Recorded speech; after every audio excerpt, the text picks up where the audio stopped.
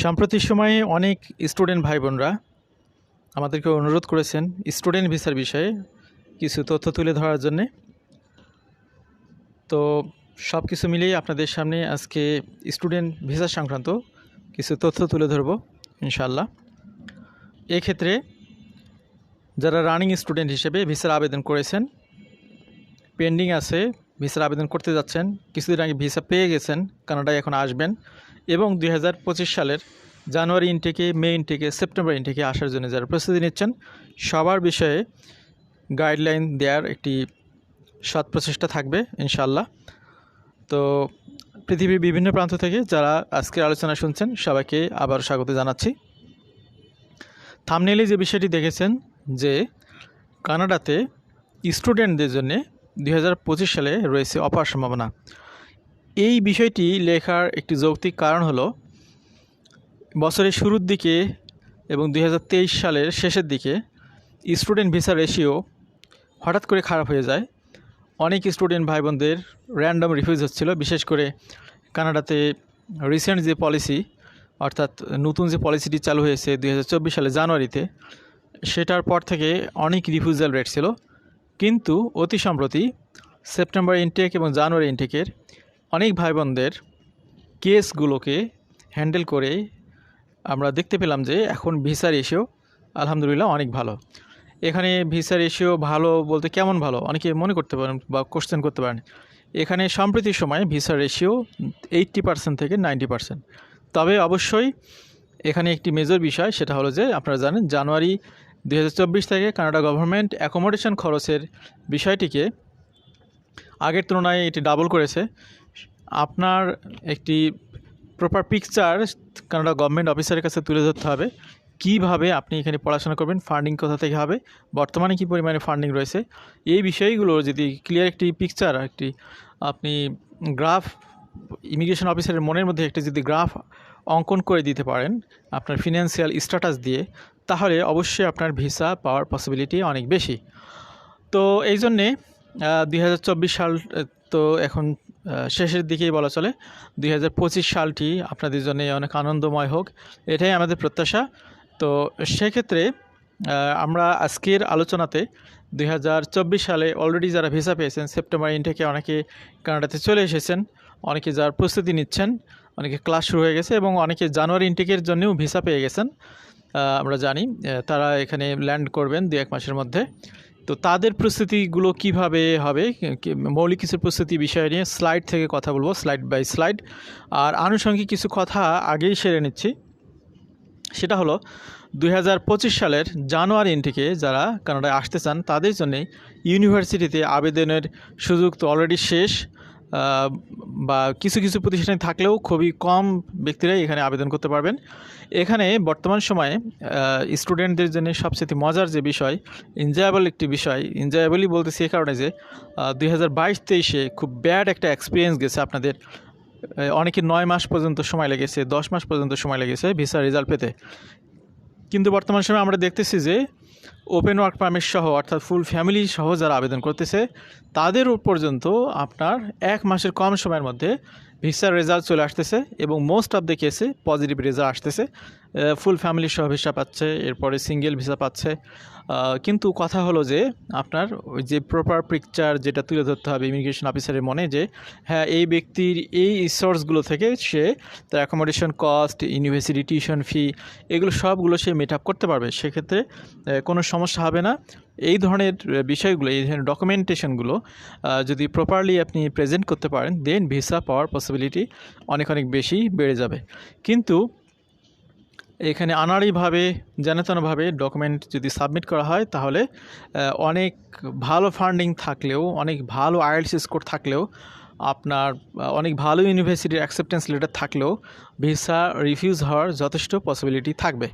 এই বিষয়টি আপনারা খুব ভালোভাবে খেয়াল করবেন। নিজেরা যদি পারেন সেটার প্রস্তুতি নেবেন, না হলে প্রফেশনাল হেল্প নিতে পারেন, এটা আপনাদেরকে সহযোগিতা করবে। এই বিষয়টি আপনাদেরকে বলে রাখলাম, আশা করছি এখান থেকে উপকৃত হবেন। এবার আসি যারা কানাডাতে 2025 সালের জানুয়ারিতে আসবেন, তাদের তো অলরেডি ইউনিভার্সিটিতে অ্যাপ্লিকেশন করার সময় শেষ বলা চলে। যারা 2024-25 সালের মে ইনটেকে আসবেন, মে ইনটেকে আসার জন্য আমি আপনাদেরকে খুব বেশি এনকারেজ করব না, কারণ মে ইনটেকে সবচেয়ে কম ডিপার্টমেন্ট ওপেন থাকে কানাডার, বলা চলে 40% ডিপার্টমেন্ট ওপেন থাকে অনলি মে মাসে।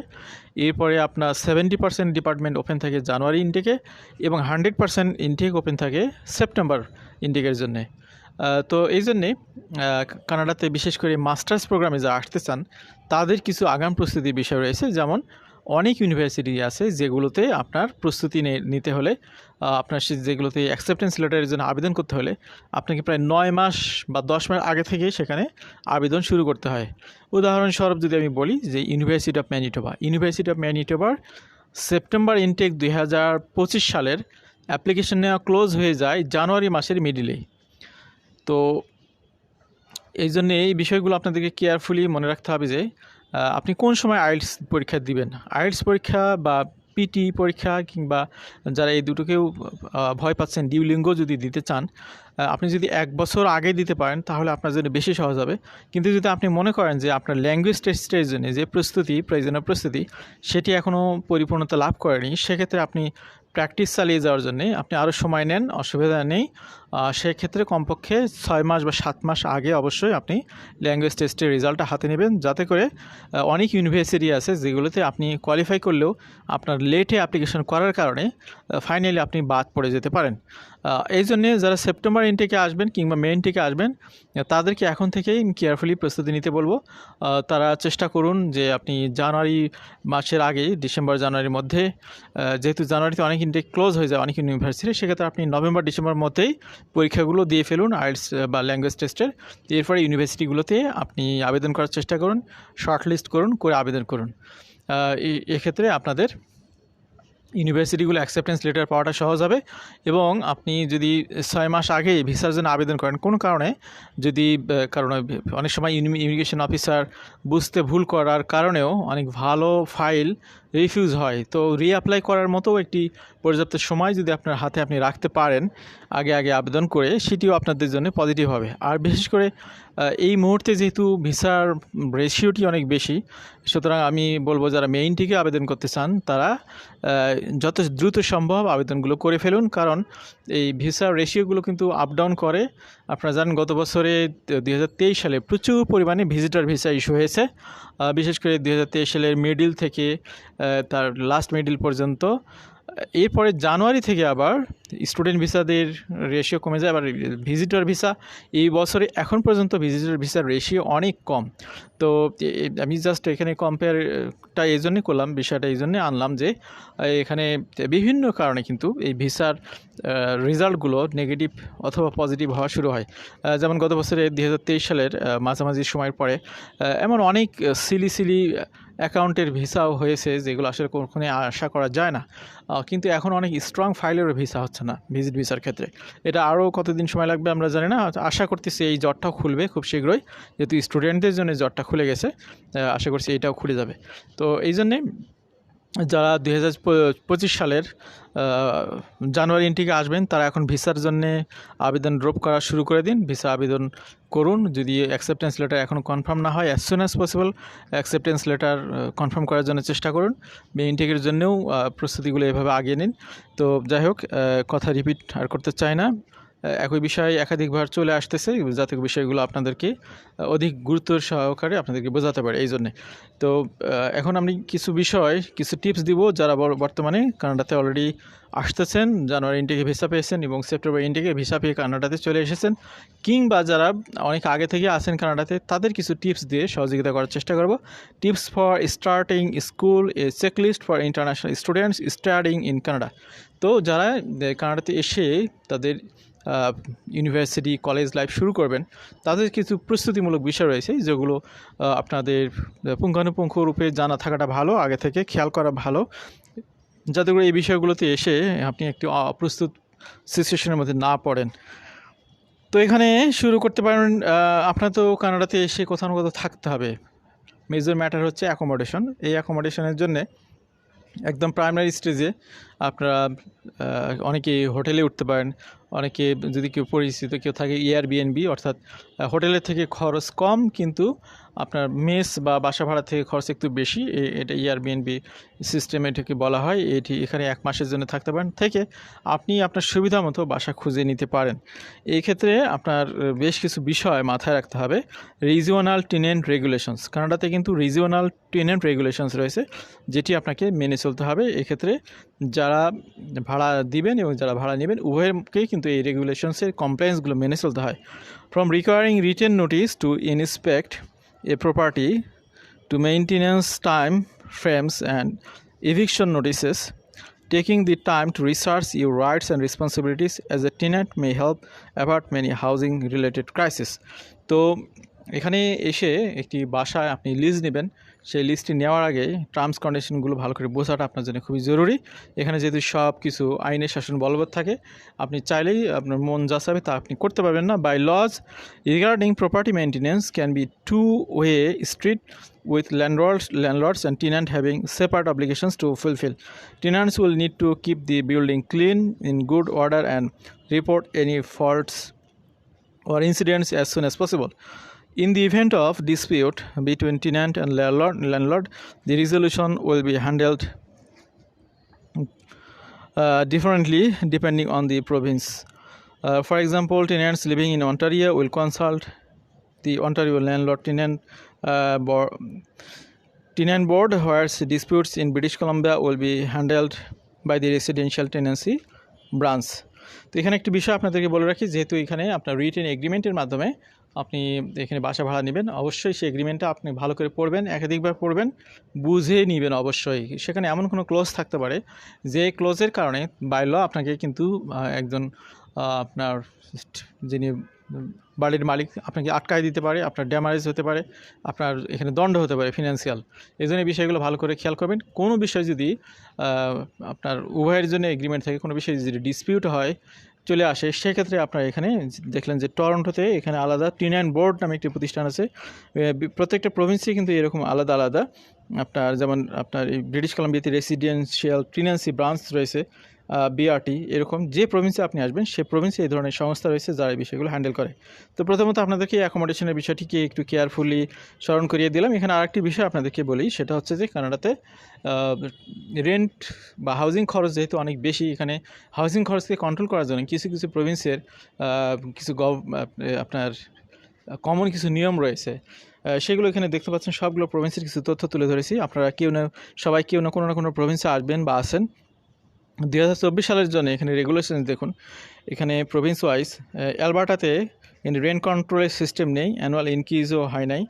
ব্রিটিশ কলাম্বিয়াতে রেন্ট কন্ট্রোলের সিস্টেম রয়েছে, এখানে 3% পর্যন্ত ইনক্রিমেন্টের রেগুলেশন রয়েছে। ম্যানিটোবাতে আপনার রেন্ট কন্ট্রোলের সিস্টেম রয়েছে, এখানে 1.7%, অর্থাৎ আপনি যদি 2023 সালে একটি বাসায় থেকে থাকেন, 24 সালে এটি সর্বোচ্চ 1.7% বাড়াতে পারবে। এটা হচ্ছে এখানে সিস্টেম। নিউ ব্রান্সউইকে এগুলো নাই, নিউ ফাউন্ডল্যান্ড ল্যাবরেটরি নেই, নর্থ ইস্ট টেরিটরিতে নেই, নোভা স্কটিয়াতে নেই, নুনাভুতে নেই। অন্টারিও প্রভিন্সে রয়েছে রেন্ট কন্ট্রোল সিস্টেম, এখানে সর্বোচ্চ 2.5% পর্যন্ত একজন ভাড়াটিয়া বাড়ির মালিক ভাড়া বাড়াতে পারেন। প্রিন্স এডওয়ার্ড আইল্যান্ডের ক্ষেত্রেও এখানে রয়েছে। তারপর কুইবেক প্রভিন্সে নেই, সাসকাচুয়ানে নেই। ক্যাম্পাস রুলস অ্যান্ড রেগুলেশনস, তো এখানে আপনি যখন ইউনিভার্সিটিতে আসবেন, campus often feature different regulations than the surrounding communities. For example, although smoking tobacco and cannabis in public is legal, most Canadian jurisdictions, university and college campuses are private property. অর্থাৎ এখানে বিষয় হলো যে আপনি যখন ইউনিভার্সিটি বা কলেজে আসবেন তখন সেটা কিন্তু নিজস্ব টার্মস কন্ডিশন রুলস রেগুলেশন আর রয়েছে। আপনি আপনার দেশের মতো থার্ড ওয়ার্ল্ড কান্ট্রিতে যদি থাকেন, সেখানে যেমন আপনারাই অনেক পাওয়ারে আছেন, যা মন চায় করেন, সেগুলো কিন্তু ওখানে গিয়ে চলবে না। এই বিষয়গুলো খেয়াল রাখতে হবে।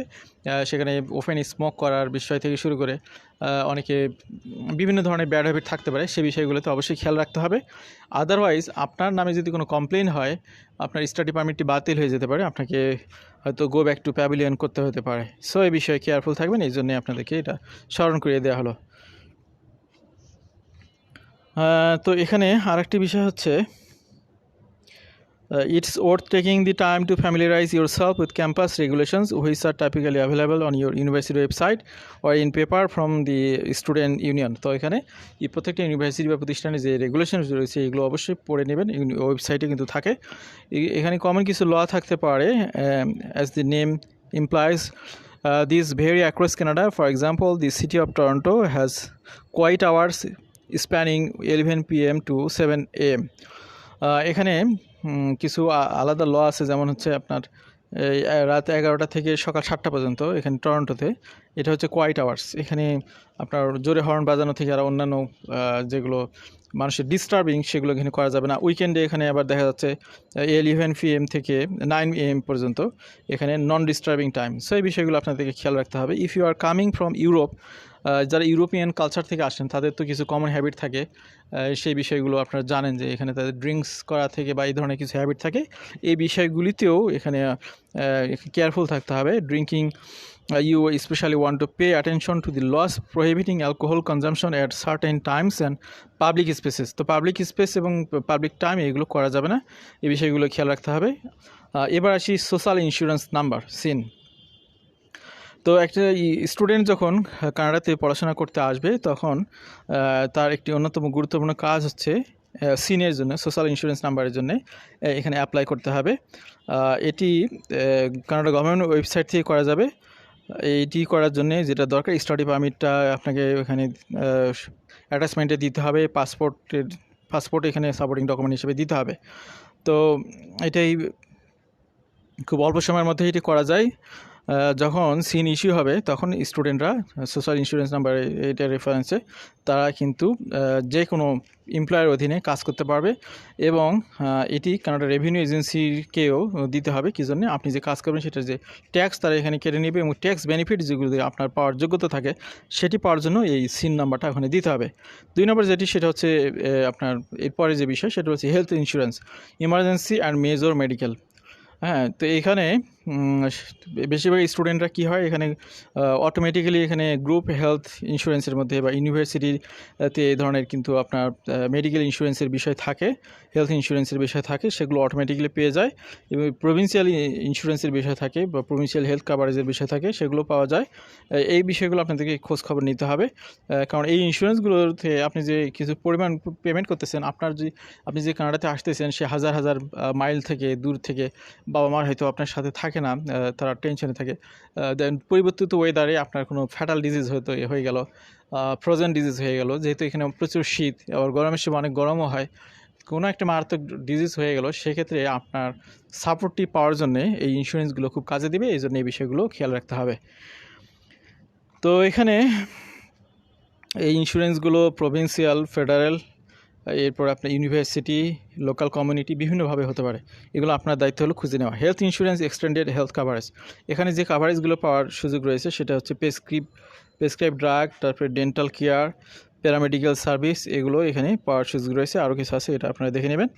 Primary care provider, most university will offer health care facilities through campus health service. Student medical clinics will offer on campus, allowing students to access non-emergency care such as prescription, check ins and vaccination. তো এই হলো বিষয়। Normally the first use of this service will require filling in online form and seeing a practitioner will be on a appointment basis. তো একটু অনলাইনের মাধ্যমে এগুলো করার সুযোগ রয়েছে। ওয়েস্ট কালেকশন, যেখানে সেখানে ময়লা আবর্জনা ফেলা যাবে না, এগুলোর জন্য আপনার এখানে বিশেষ ব্যবস্থা করতে হবে। আপনার দেশে আপনার অনেক ধরনের ব্যাড হ্যাবিটই থাকতে পারে, এই বিষয়গুলো আপনার এখানে খেয়াল রাখতে হবে। আপনি যে অ্যাপার্টমেন্টে বসবাস করবেন এবং যে ইউনিভার্সিটিতে আসবেন সবসময় এই বিষয়গুলো খেয়াল রাখতে হবে, কারণ এগুলোর ম্যানেজমেন্টের ক্ষেত্রে কেউ যদি উল্টাপাল্টা করে তাহলে তার অনেক বড় ফাইন হওয়ার একটা সুযোগ থাকে।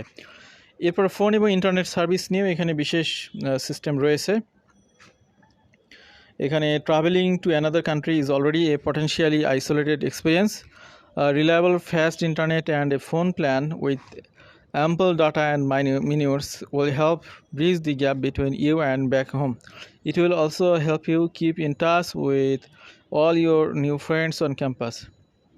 It's no secret Canada has some of most expensive data plans out there, but shopping before the fall term begins will allow you to take advantage of back to school deals that can offer considerable savings.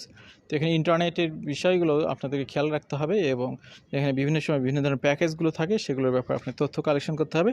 Shopping from home internet access at the same time might also open you up to package deals from some providers. তো আজকে আলোচনা অনেক লম্বা হয়ে গেল।